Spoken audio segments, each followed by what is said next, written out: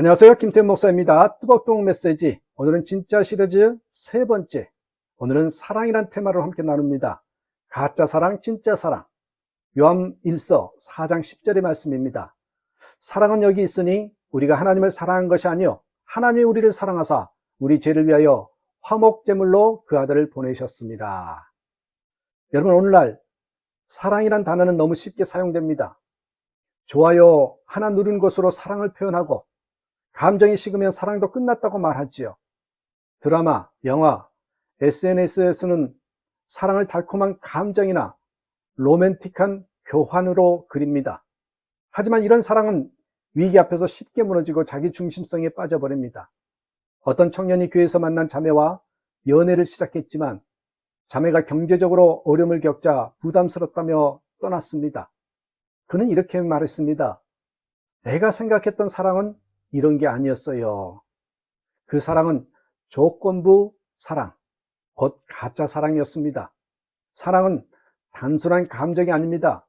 감정은 사랑의 열매일 수는 있어도 본질은 아닙니다. 사랑은 선택이며 결단이고 행동이며 책임입니다. 오늘 우리는 본문 말씀을 통해서 진짜 사랑의 본질을 깊이 묵상하고자 합니다.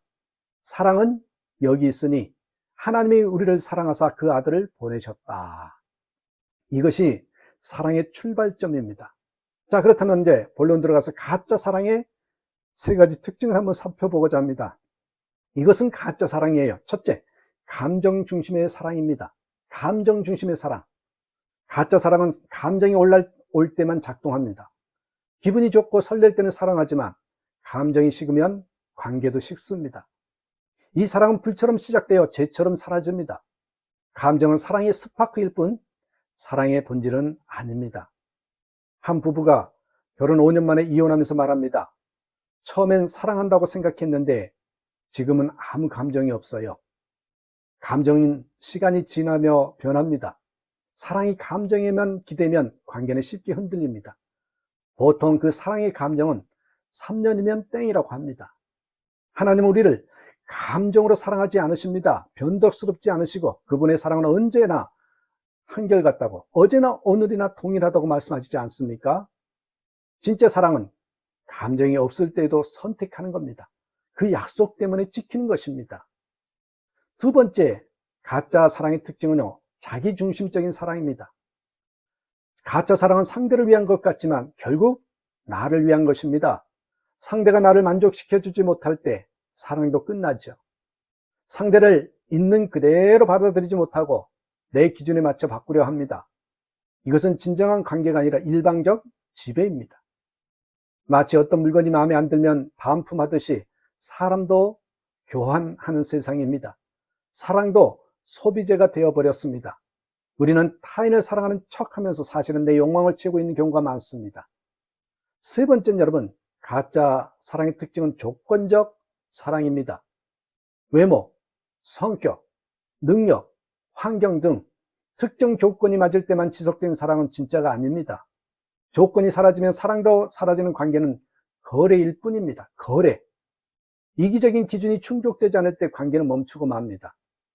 한 여성이 암 판정을 받았을 때 남자친구가 관계를 끝냈습니다. 나는 아픈 사람을 감당할 자신이 없다고. 뭐예요? 조건이 사라지자 사랑도 사라져 버렸습니다. 이것은 상대를 사랑한 것이 아니라 자신의 편의를 사랑한 것입니다. 조건부 사랑은 늘 계산합니다. 내가 이만큼 했는데 너는 왜 이 정도밖에 안 해? 진짜 사랑은 계산하지 않습니다. 사랑은 손해를 감수할 줄 아는 용기라고 하잖아요. 그렇다면 여러분, 진짜 사랑의 기준이 무엇일까요? 첫 번째입니다. 헌신적 사랑입니다. 진짜 사랑은 감정보다 헌신이 먼저입니다.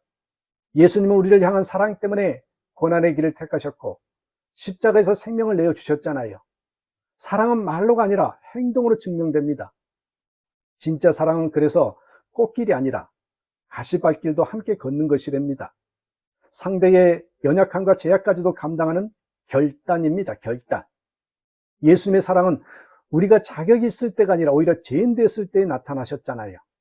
헌신은 때로는 침묵으로, 때로는 기다림으로 나타납니다. 인내하고 포기하지 않는 사랑이야말로 하나님의 성품을 닮은 사랑입니다. 두 번째 기준은 무조건적인 사랑입니다. 무조건적인 사랑. 분명히 오늘 본문에 말씀하죠. 우리가 하나님을 사랑한 것이 아니라 하나님이 우리를 사랑하셨다고. 우리가 자격이 있을 때 사랑하신 것이 아니라 죄인 되었을 때 먼저 사랑하셨습니다. 조건 없는 사랑은 가장 강력한 변화의 힘입니다. 한 입양 가정의 이야기입니다. 입양된 아이는 여러 문제 행동을 보였지만 부모는 끝까지 포기하지 않았습니다. 그 부모는 이렇게 말하죠. 사랑은 선택이 아니라 약속이잖아요. 진짜 사랑은 실패를 감당할 준비가 되어 있는 사랑입니다.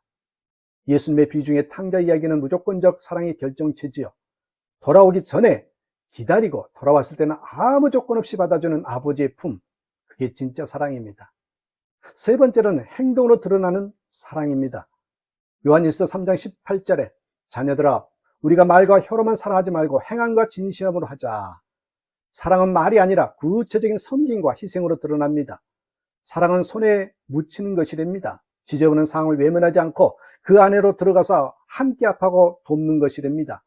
말로는 누구나 사랑할 수 있습니다. 그러나 그 사랑을 실천하는 이는 드물지요. 어떤 성도가 한 노숙인과 수개월을 함께 동행하며 샤워를 시켜주고 병원에 데려가며 돌보았습니다. 그 노숙인은 눈물 흘리면서 말했습니다. 당신을 통해 하나님이 나를 기억하신다고 느꼈습니다. 자, 나는 어떤 사랑하고 있는지요? 오늘 우리는 스스로에게 물어야 합니다. 나는 누구를 어떤 방식으로 사랑하고 있는가? 내가 사랑하는 이유는 무엇인가? 그 사랑은 상황에 따라 바뀌는가? 상대를 위한 사랑인가? 나를 위한 사랑인가? 나는 오늘도 누군가를 위한 사랑을 선택하고 있는가? 가까운 가족이나 친구에게 조건 없는 헌신을 한번 표현해 보십시오. 말이 아닌 행동으로. 나에게 어려움을 주는 사람을 위해서 한번 기도해 보십시오. 사랑은 감정을 초월하는 훈련이랍니다. 하나님께 받은 사랑을 돌아보면서 감사 기도를 올려보십시다. 그래서 이번 주에 실천할 사랑의 구체적인 행동 하나를 정하고 한번 실천해 보는 것이지요. 자, 여러분, 내가 지금까지 사귀었던 사랑 중에 가장 중심적이었던 것이 무엇인가요? 내가 사랑받았다고 느낀 순간은 언제입니까? 왜 그렇게 느꼈습니까? 오늘부터 내가 실천할 수 있는 진짜 사랑의 방식은 무엇인지, 내가 가장 사랑하기 어려운 사람이 누군지 한번 그 이유를 생각해 보십시오. 진짜 사랑은 십자가에서 완성되었습니다. 하나님은 우리를 위해 가장 귀한 독생자를 주셨고 우리는 그 사랑을 받은 자로서 사랑하도록 부름받았습니다.